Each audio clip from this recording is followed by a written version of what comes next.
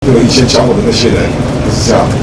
对，曹新娘家开音乐，爸从在金歌包皮了，他唱不了多久啊。结果讲我的那些人，霸凌我的那些人，现在在演艺圈全部不在了，死的死，不见的不见了。这些人原本是在演艺圈的。对啊，女生霸凌我，他家那么有钱，他干嘛唱歌？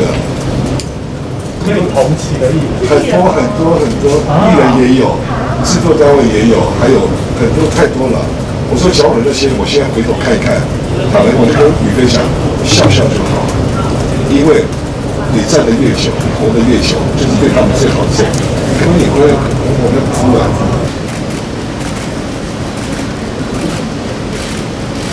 来张伟杰这边哦。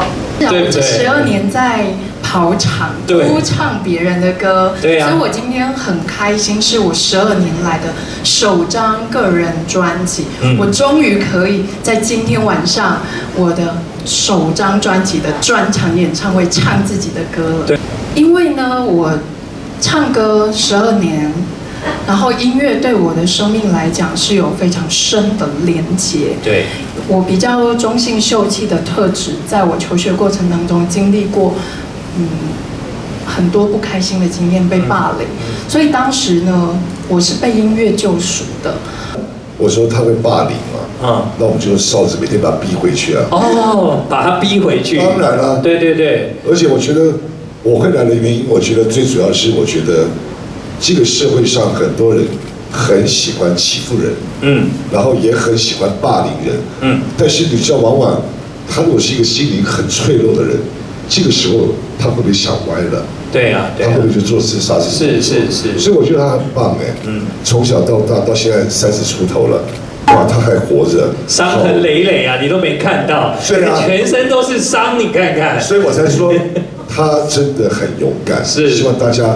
多多支持他，真的给他多的鼓励，因为还有很多孩子跟他是一样的，一路成长，受到很多的霸凌。我也是啊。对，曹大哥，你霸凌的故事是40几年哈，对，那他才12年。但是我要讲，就是说你今天带了这个哨子来，哨子其实代表就是曹希平，对，BBB， 对不对？你有骂过人家丑八怪吗？他，对啊。你很亲哦，他好像没听我们在讲话。我有啊，没有，我只是在想说，我跟丑八怪可连得起来吗？没有，我这里有骂过别人吗？我其实不会骂别人。对啊，不是你骂他会更旺啊！你看你今天都穿那么火的衣服。我以前也不会骂人啊，我以前是偶像歌星，我是一直被这样子霸凌到最后才变成现在这个样子。啊，原来丑八怪丑死你，全家都丑死了。你看西平寿就是这样来的啊。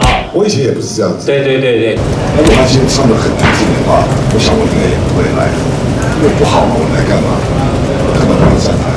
没有必要。我觉得一路走来他也很辛苦，然后我想这个中间的12年的点点滴滴，这个绝对不是一篇文章可以形容他的心境。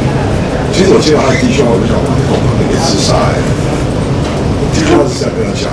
因为我其实很欣赏曹大哥很勇敢直言这件事情。我这张专辑也叫《勇敢绽放》嘛，对我来讲，他如果愿意来帮我站台，一定可以给我很大的力量。